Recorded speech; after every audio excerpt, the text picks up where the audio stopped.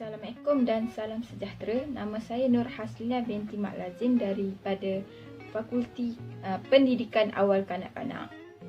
Hari ini saya akan menerangkan bagaimana tangki pemberat membantu kapal untuk terapung dengan ataupun tanpa kargo. Okey, kapal-kapal yang terapung menggunakan pakai konsep buoyancy force, iaitu daya keapungan. Daya ini menolak kapal untuk terus kekal terapung di atas permukaan air. Konsep ini menggunakan konsep fizik iaitu prinsip Archimedes yang ditemukan oleh Archimedes itu sendiri yang merupakan ahli fizik yang terkenal. Berdasarkan logik, kapal yang terapung yang besar dan berat akan tenggelam di lautan, tetapi tidak, kerana terdapatnya rekaan dalaman yang memberikan ruang kosong yang luas di dalam pembinaan kapal. Selain itu, kapal yang tidak dibina dengan struktur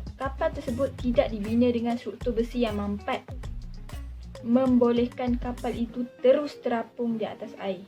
Kehadiran udara di dalam ruang kosong kapal membantu kapal untuk terus kekal terapung.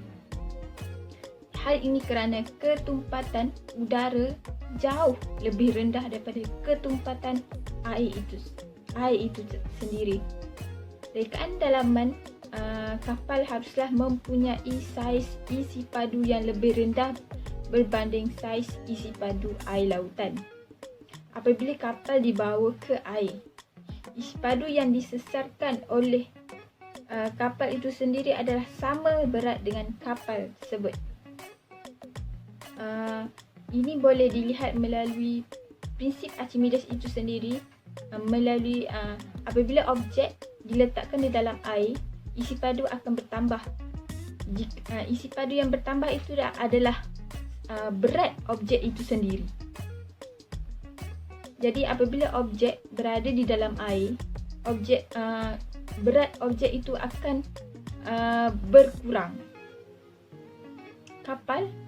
Berbalik kepada kapal. Kapal akan tenggelam di dalam laut. Jika air memasuki ruang kapal tersebut yang menyebabkan ketumpatan yang lebih tinggi daripada ketumpatan air.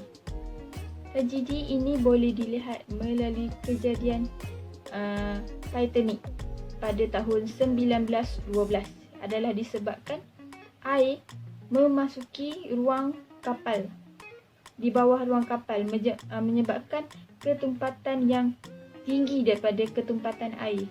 Jadi kapal itu tenggelam. Di dalam kapal terdapat sebuah tangki, dikatakan tangki pemberat, iaitu tangki ini boleh diisi dengan air ataupun dikosongkan. Jika tangki diisi air dengan penuh, jadi ketumpatan kapal itu akan bertambah menyebabkan kapal itu tenggelam.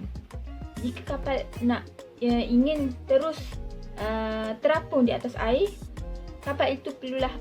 tangki itu perlulah dikosongkan supaya kapal itu terus terapung. Jika berat kapal itu semakin bertambah, tangki itu boleh menstabilkan berat kapal untuk terus kekal terapung di atas permukaan air.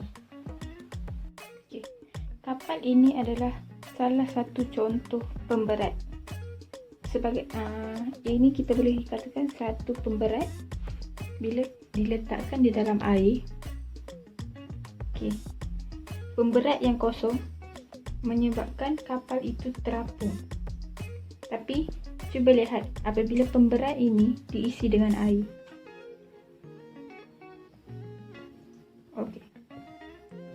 Apabila pemberat diisi dengan air menyebabkan tenggelam. Kapal itu tenggelam. Apabila diisi dengan penuh, akan tenggelam menyebabkan pemberat itu semakin tenggelam.